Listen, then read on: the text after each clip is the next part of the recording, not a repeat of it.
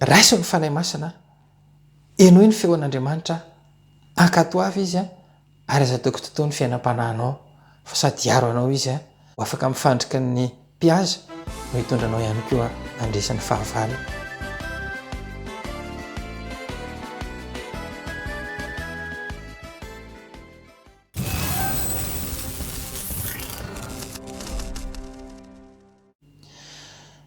Voalohany ary dia ny tantaran'i Josefa sy Maria izay niresahan'Andriamanitra tamin'ny fotoana izay nanenjehan'i Herôda azy ireo, dia tsy ny zany fa tamin'ny fotoana naterahan'i Jesosy tany an-tranon'omby. Mateo 2:7-11 ny anaran'i Jesosy. Ary noho ny efa lasa nandeha izy ireo, indro nisy anjelin'ny tompony niseho tamin'i Josefa tamin'ny nofy ka nanao hoe, mifoazy ianao eto ny zazakely sy ny reniny dia manosira ny Egipta ary mitoerany ambara-pilazako aminao fa Herôda efa hitady ny zazakely vonoiny. Eto zany dia niteny tamin'ny Josefa Andriamanitra ary vokatra izay Andriamanitra miteny izay rehefa miaino Josefa dia voavonjy izy telo mianaka.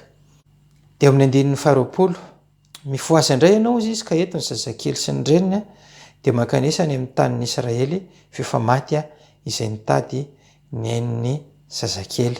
Tsy hoe kisendrasendra zany hoe Andriamanitra miteny izany fa Andriamanitra manara-maso ny fiainako sy ny fiainanao. Zarantsika miaino izay fomba fitenenan'Andriamanitra amintsika izay.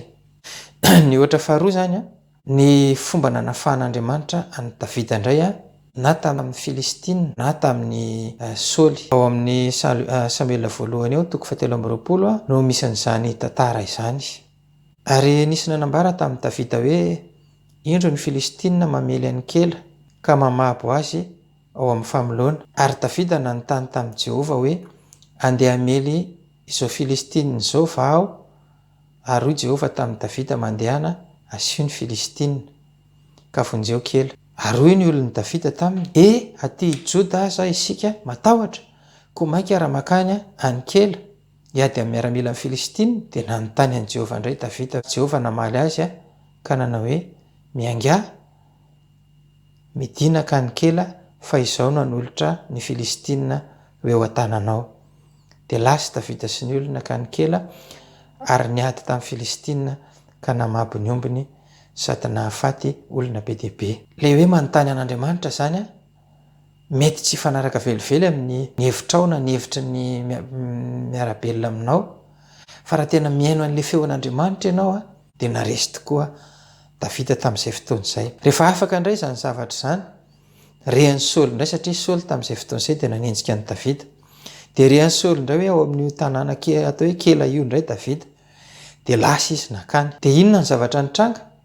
Nanontany an'i Jehovah indray Davida hoe Jehovah Andriamanitry ny Israely io, efa rehako tokoa fa Saoly mitady akaty kela mba handrava ny tanàna noho ny amiko. Mamonomponina ety kela va hanolotra eo an-tanan'i Saoly?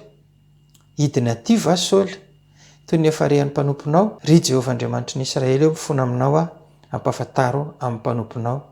Dia namaly tokoa Jehovah hoe hidiny izy. Teo zany dia rehefa nanontany an'i Jehovah Davida dia nafantatra an'izay tokony ataony amin'izay izy hoe hidina aty zany Saoly ary dia tena ho atolotra ireo. Nanambarana aminao ry havana hoe fa ny fiainona ny feon'Andriamanitra nanafaka sy namonjy amin'ny Davida. Maniraka olona Andriamanitra, miresaka aminao izy ao anatin'ny nofinao io, dia asa atao tsinotsinona izay fa tena feon'Andriamanitra miteny aminao izay. Raha ohatra ianao zao misy dia alehanao, raha ataoko ohatra zao hoe andeha hanambady ianao fa misy olona hakavady ianao, dia azonao atao tsara manontany an'i Jesosy hoe ahoana Tompo ny endriky ny tokantranoko raha ohatra ka hanambady an'io olona io tokoa dia ho asehon'Andriamanitra aminao zany endriky ny tokantranonao zany.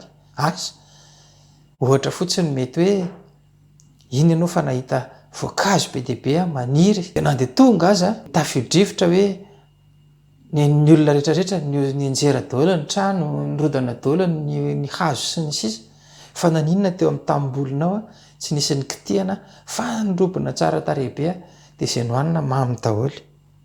Dia zany dia efa mitory amintsika sahady milaza fa ho zany koa ny endriky ny tokantranonao raha manambady an'io olona io ianao hoe mety misy ny tafio-drivotra maro isan-karazany ianao kosa dia ho ambininy ianao sy ny tokantranonao. Fa raha mampiseho anao Andriamanitra hoe ahoana tompo ny hevitrao raha manambady any olona eo ka nefa ianao mahita ao anatin'ny fahitanana ny nofo manao hoe nahita voankazo tsara tarehibe hony a, tsara tarehibe tokoa, dia nihinana akanjo rehefa nihinana olotra loha zany daholo ny voaka tao, dia anjara antsika amin'izay zany eo misafidy hoe efa mampafantatra atsika Andriamanitra hoe tsy mety aminao no manambady any olona eo a, fa ho diso fanantenana tanteraka ao ianao a raha mbola misisika manambady an'io, dia anjaranao sisa misafidy hoe andeha sa tsy andeha.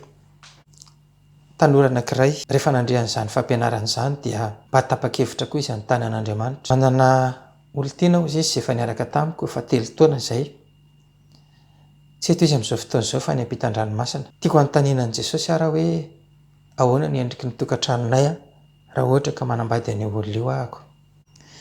Tonga eto Madagasikara hozy izy olona eo amin'izao fotoana izao, fa vao tonga avy any ampitan-dranomasina. Manao fotoana izahay a amin'ny andro afaka 3 andro.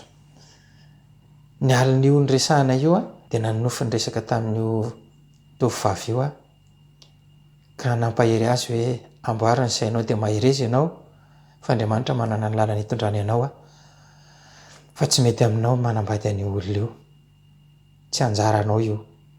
Dia nitomany be hony izy tao anatin'izay nofoko izay. Ny maraina ny andro dia nitantaraiko azy ilay izy, amboary ary amin'ny foko sy ny saiko Jesosy.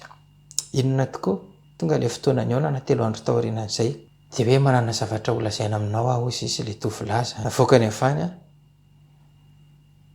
fanasana mariazy ho atao mariazy amin'ny olon-kafa ty olona ity. Kepoka tsy nateny ilay tovovavy, naka saina mihitsy aloha nipetraka fa inona ty zavatra iainako ty olona ty efa 3 taona izay niaraka, tsy nisy hoe miady, tsy misy hoe misaraka, tsy misy hoe inona. Zao izy avy any amin'ny senalehany any a, tonga dia taratasy fanasana anambady ny asehony anahy, soa ihany ananana an' Jesosy izy.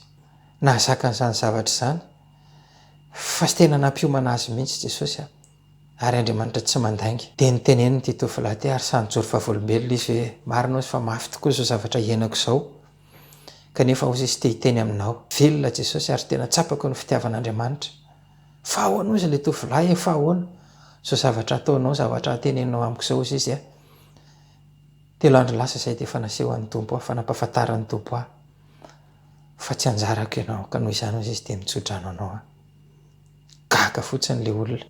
Raiso ny fanahy masina, eno ny feon'Andriamanitra, ankato avy izy a, ary aza toko totoa ny fiainam-panahinao, fa sady hiaro anao izy a no hitondranao ihany koa andresan'ny fahavalo tahaka ny Davida, tahaka ny Josefa. Dia mahereza. Amen.